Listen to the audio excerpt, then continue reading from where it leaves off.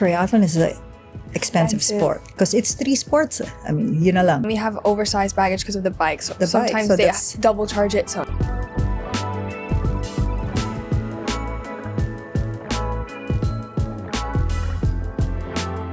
Hi, I'm Sam Sadhwani, and this is Speaking of Money, a GoTyme Bank podcast. This season, we dive into the beautiful stories behind success, the sacrifices, struggles, and bold moves that make game changers who they are today.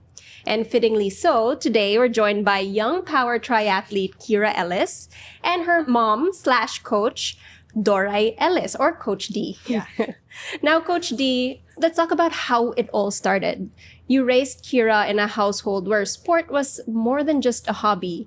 Was that intentional? Not really, because my husband and I were both triathletes, so we're really addicted to the sport. We've been doing it for 2 decades already, so she was really born into it. My other daughter naman is a competitive swimmer.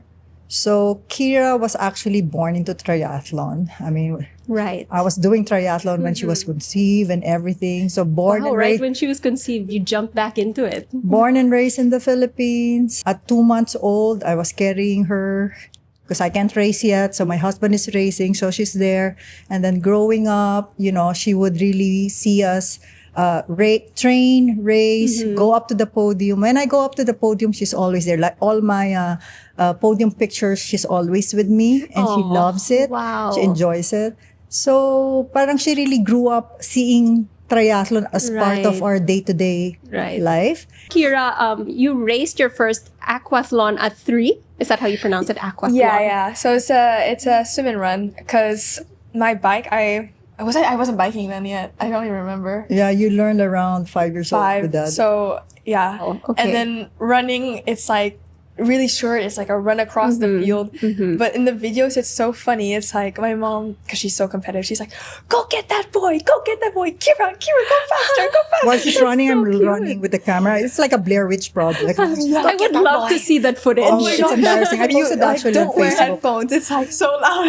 I'm gonna dig that up after this. I saw in her that she's really enjoying it. But of course, who would have thought, right? At 3 years old. So any possible races for kids, I let her join. She's actually Right. the youngest participant of Iron Kids when it was brought in the Philippines at 4 Wow. years old. Again, she was selling pusa Oh at my that gosh, time. 4 years old. Do you remember that even? Actually, no. Yeah. Like, I see photos and Yes. I'm like, oh wow, that's cool. Okay, But I wow. Like she no would memory. race with 6 and above kids, and she would really race them. So I kind of saw the potential Yes. already, but for us, it was just all fun as long as she's enjoying it. What is your earliest memory of a triathlon?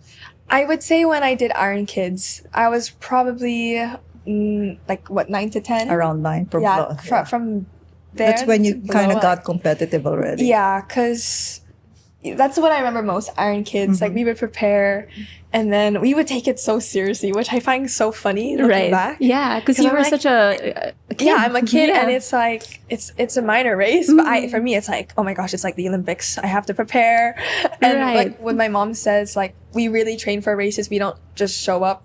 She would wake up for a race, and when she wakes up, she's like, "Mom, I'm gonna win this race." Oh, really? She's like that. Would you say you're just as competitive as your mom? Yeah, I would say so. I think growing up with my mom and my dad, Or at the more same competitive, time- you think? I know. I don't. I think during her day, she was. I guess it's a combination of the mom and dad. 'Cause More both my fierce. husband Both are and I competitive. competitive. When you think back to your first race, do you remember it being fun or was it hard?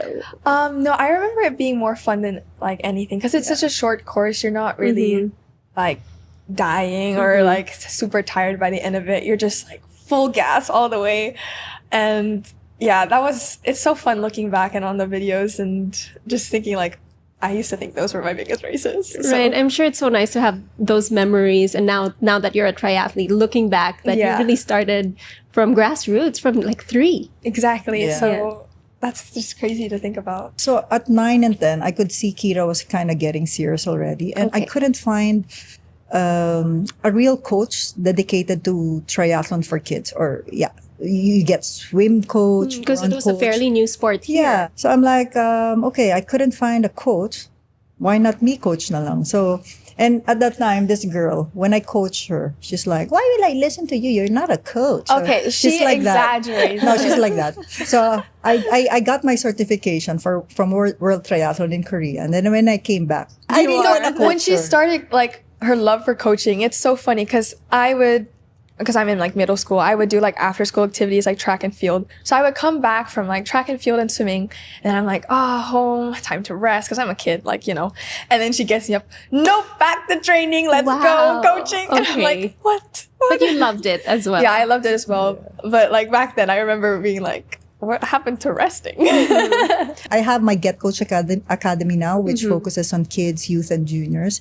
So the inspiration then was, it's not gonna be nice coaching a 9-year-old and just mother and daughter. We're just gonna fight, you know. So and I want it to be fun for her. So I started, you know, accepting other students because I'm getting inquiries already, starting from friends. Wow. Hey, why don't you coach her? Because I have friends from Iron Kids.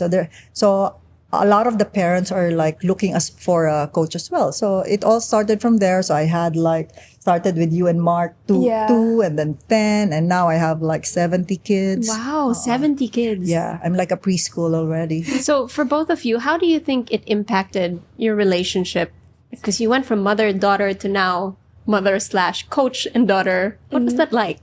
I don't know. I feel like our dynamic was always like that. Like even as a parent, my mom was very on top of things.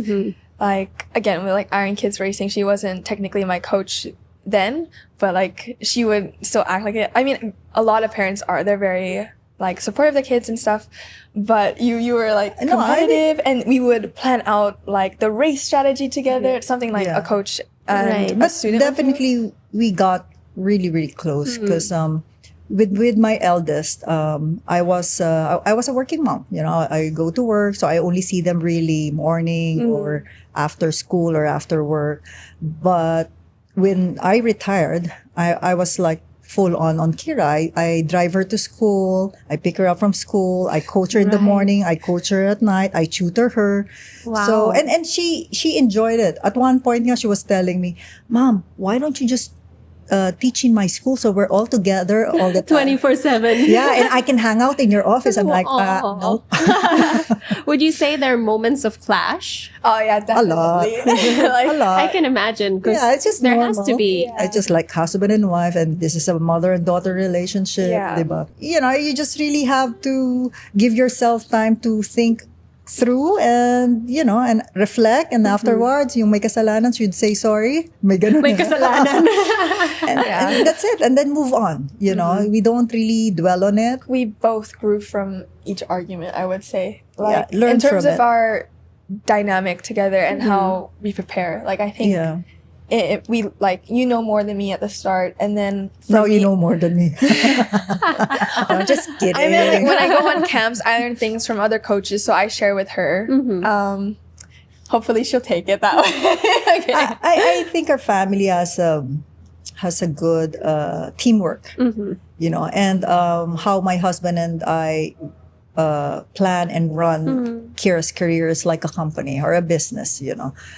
You always have to have the buy-in of Kira, otherwise it's not gonna work. So it like dinner is always a discussion of plans for Kira. Right. But Yeah. it's important that you both love it. And it Yeah. takes such a special bond to have this kind of relationship. And I can see it, the dynamic between you two. It's very Yeah. fun and light, Plus- but also competitive. Yeah. It really helped when, you know, your parents are into the same sport as Right, well. right.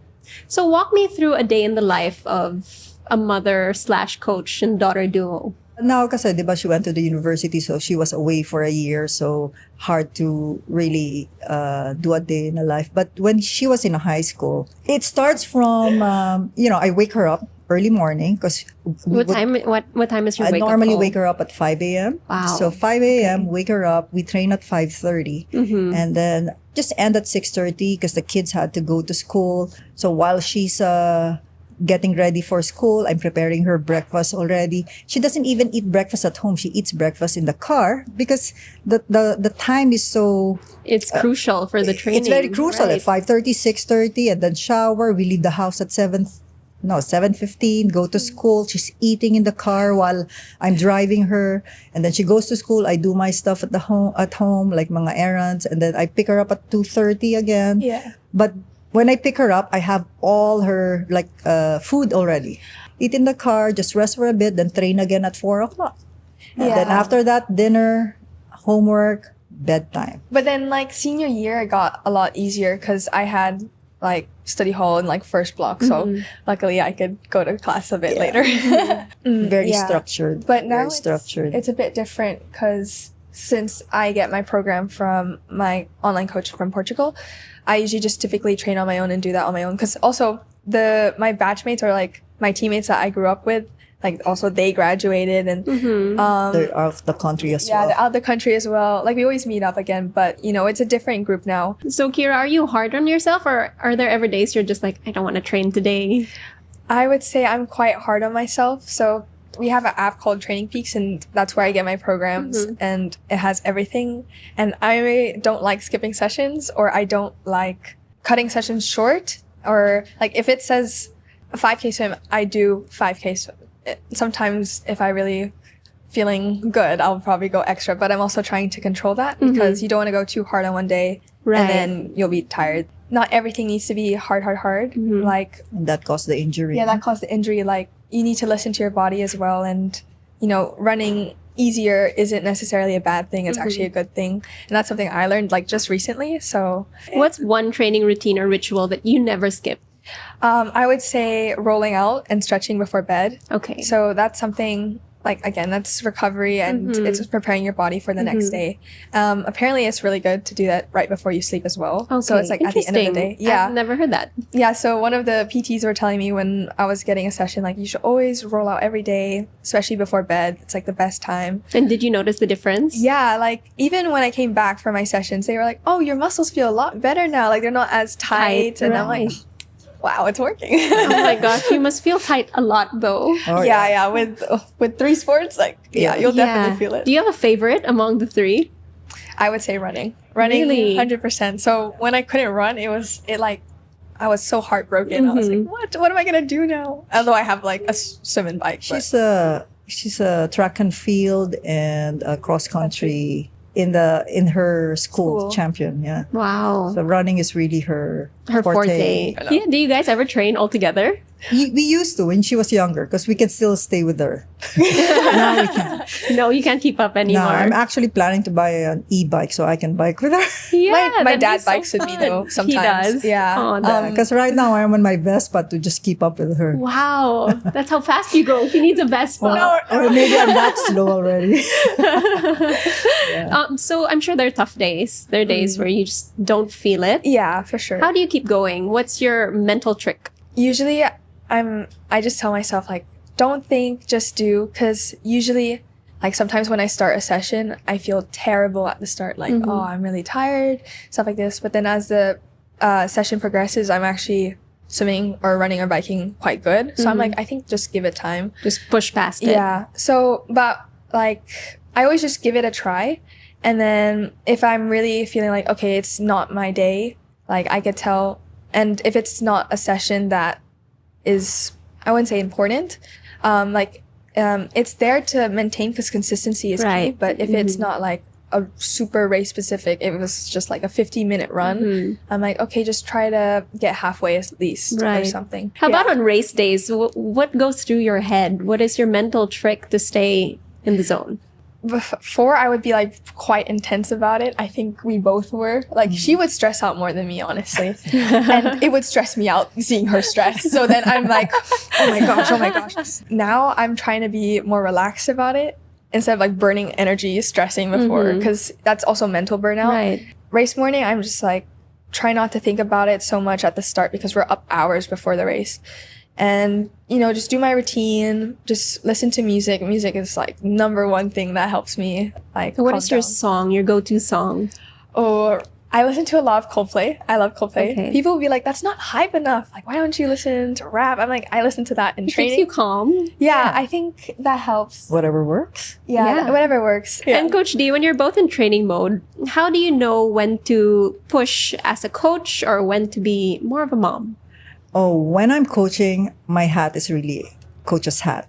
No mom. I don't want to be accused of favoritism because she's my daughter. So I treat everyone fairly.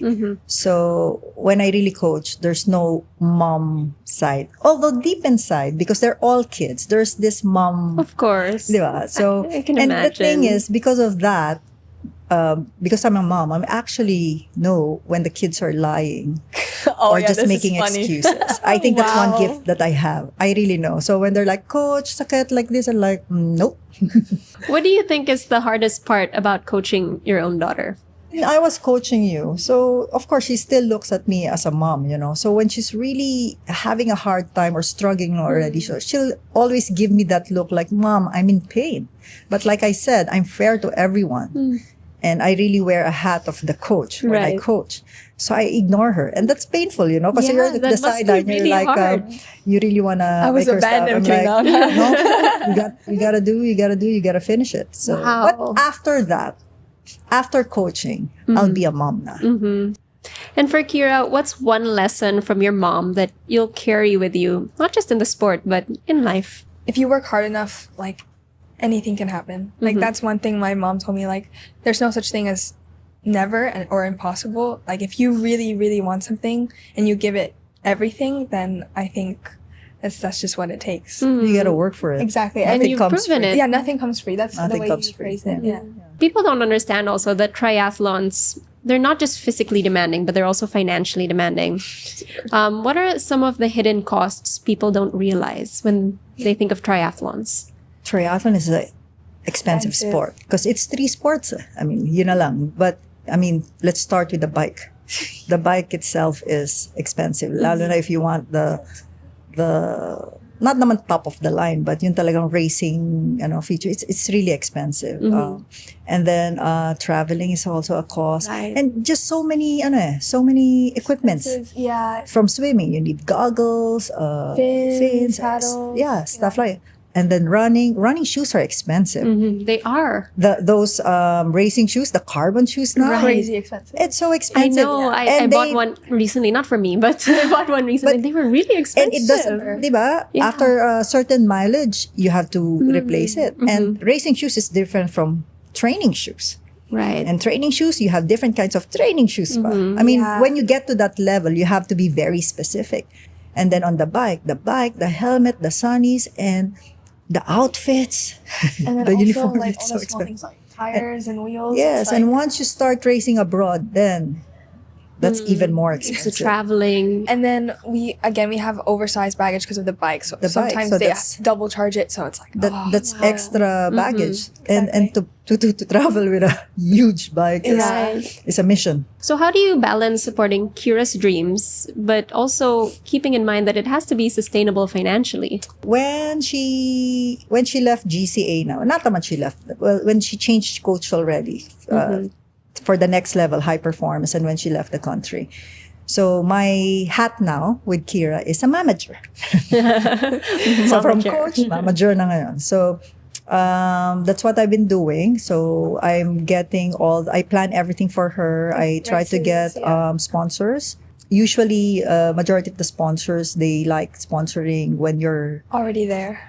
famous already or really, but the mga up and coming, usually not yet. So this is really a good launch that they supporting. Like the Philippine Sports Commission's been really, really good to Kira. That's so and nice to to the hear. Triathlete also. And our federation, Triathlon Philippines, just the support they've been giving her. So that's why she goes racing abroad is because of them. So Kira, when you win prize money or you get sponsorship perks like your mom said, how do you usually handle it? Do you save it? Do you spend it? Invest it? Yeah, usually we save it for something like up and coming, like again, like training camps or any races in the future.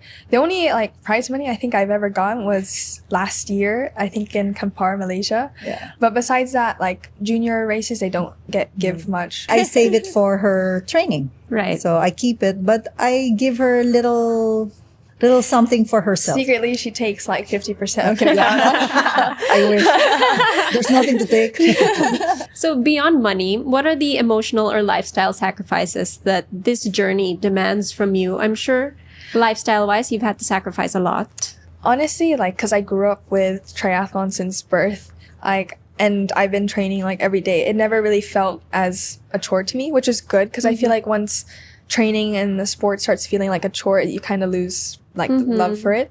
And I made like such good friends, even like outside of triathlon, and they see me since I was young, so they completely understand. And the nice thing is that they're also, because I went to international school, they're also living abroad. So anytime I go out the country, we always make an effort to see each other. But they're so understanding. Like, okay, send me your training schedule. I'll adjust to you. Like they know everything. They know the life of an athlete. Yeah. So I think just having like those close people, right? So, you know, it doesn't feel like I'm missing out on anything in my life. I'm not really one to be like in super big groups and go out all the time and stay out late. Like it's never really been my thing. I think I tried one time and I was like, Mom, pick me up. Surprisingly, she's not into partying or hangouts. We never stop her. We actually asked her, okay, go try sleep over. First sleep over, 12 midnight called, Mom, can you pick me up? Because I want to sleep and they're still chatting. Yeah. So in times of self-doubt or injury, how do you manage to keep yourself grounded? How to keep each other grounded? Oh, injury, that was tough. But I think that was tough. When it was first time for her to get injured. That's why. Okay, can you walk me through that first? I got injured when I was in the States. Yeah. And I think that's when you pulled me out already. Like, I think I stressed her out too much when I was gone. So I took six weeks off before coming back to the Philippines. And when I came back, the plan was to start running again. So I did for like maybe like a week or so. And then I came home from one of my track sessions already. And I was like sobbing because I was in so much pain. I did all sorts of treatments, and so we consulted doctors why she got injured, and all the possible treatments that can be done. It was like full of ups and downs, honestly. Like More of downs, no? it was a lot of downs because one with the injury, and then I had a lot of like we did blood tests and we found out like I'm lacking a lot of things and I'm not sleeping like well at night. Like I could sleep hours sometimes, but the quality is not there. And again, like recovery is such a big thing, especially like when you're injured, like you need recovery more than ever. So I think we learned a lot from the injury as well. And I tried many times to get back, and it was just hard because, you know, you think after waiting, you think, oh, you're ready. Yeah. And then just for it not to work, it crushes you a bit mentally. And It's also a mental battle. It is a mental Yes. battle. Like, you start to overthink things like, what if, like, I come back and my run's never the same, or like, I'll never know what I could do with this sport if I can't go back. And the thing is that this was such a minor injury. Like, it's a common runner's injury, but we just didn't know how to treat it well. It was the first as well. It was the first as well. So She was actually, losing hope, losing her confidence because of the injury. You know, kind of questioning things already. Like, should I continue triathlon, stuff like that, or just go to a different sport? She went to that phase. That's why this win in Riga was really means a lot to us, more than the gold. I think for me, she gained her confidence back. Like, she's back in triathlon. So that's bottom line. That's for me, that's the win more than the medal. yeah. So what's a lesson from failure that ended up shaping you into a better athlete?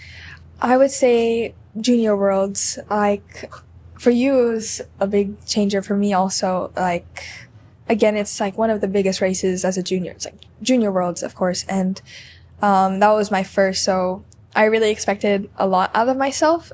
Not because, like, I knew I could get a result that was, like, realistic and really good. But again, with so much leading up to it, like, it just didn't go that way. And I think that was the first moment. I remember racing and I was on the run leg, and usually I'm not really thinking on the run. Like, I just go. That was the first time it hit me while I was running, and I'm thinking, like, what am I doing, like, right now? Like, I'm thinking, I crossed that finish line and I didn't even cry. I was just like dead. Like, I was like, first time in my life I thought, why am I doing triathlon? Like, I'm so stupid to think that I have a chance in this sport and stuff like that. So it really hurt. And, you know, like, you don't want to feel that way because it's like triathlon's something I really love and I don't want to just take it out. So that was really hard for me. And I think it took me a couple weeks to get over. Not even weeks. I think it took me like a whole month to get over it. And getting injured. I think the break of not being away from triathlon really helped. Like, I don't like saying I'm happy I got injured, but I think it did help give me some breathing room to figure out like my love and passion for it again. Like, luckily, like, I was in my university during that time, and a lot of my teammates are also racing internationally and at a high level. So they were like, Kira, it's one race, and this is the first time of many times you're going to be thinking why you're doing this sport, but it doesn't mean anything. It's just It's just another race. It's just another race, and you just need to let those thoughts go. You know, when you expect so much of yourself and it doesn't turn out that way, it is quite, you know, demoralizing. So it helped me grow as well, because it got me to think about my lead-ups to races better. Like, I wouldn't go to, like, before Torremolinos, I was so mentally and physically drained because I was trying everything I can to just get back and get fit.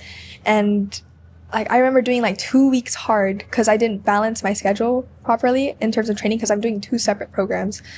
And yeah, I was dead when I got to that start line. So what more could I expect from myself? Right. What's one thing that you wish people knew or people understood about what it really takes to even get to that starting line? Athletes' mental health is just so overlooked. Like, I think after, again, I would keep mentioning Junior Worlds, but I really learned a lot from Junior Worlds.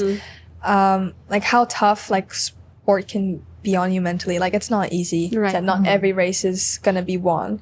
Like, there will be races that are even harder, and getting in the top 10 is like, wow, that's amazing for me. And some people like, top 10, that's like, that's nothing. I'm like, oh, only if you knew the level. But yeah. It's like, the learning. It's the learning. Each race, it's not about winning. It's about what you gain from it. Yeah.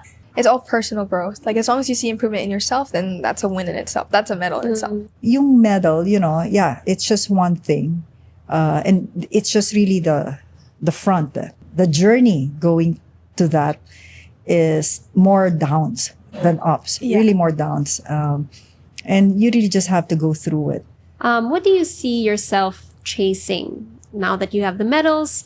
Are you chasing legacy or impact? I would say Olympics. Especially, Wow. Not easy. Definitely not easy, but That gave me you know, goosebumps. you gotta dream big. It's free. If I say it now, Olympics, some might even say, "Wow, like, that's a long shot," but yeah, like, that's hard," you know. But oh no, dream big. my goal, I want her to be the first Olympian Wow. for triathlon. So yeah, just don't get injured. I'll try my best. And with that, finally, do you each have a personal money motto? The 80-20 rule. Is that- no, for you, wala kang money mo, you don't have money naman. Yeah, Sorry. see? Okay. I always tell her to save. Yeah. Because right now, whatever she earns, it really goes to her training. But as her manager, I make it a point. I save something. The 80-20. That's what I've been telling her. 80% goes to her training, and not just training, for her triathlon. And then the 20%, I save it. And with that, thank you so much. Thank you for thank joining us you. here at Speaking of Money. Tune in again next time for more beautiful stories behind the success of Game Changers and the team that makes it all possible. To never miss an episode, click subscribe and hit that notification bell. See you again next time.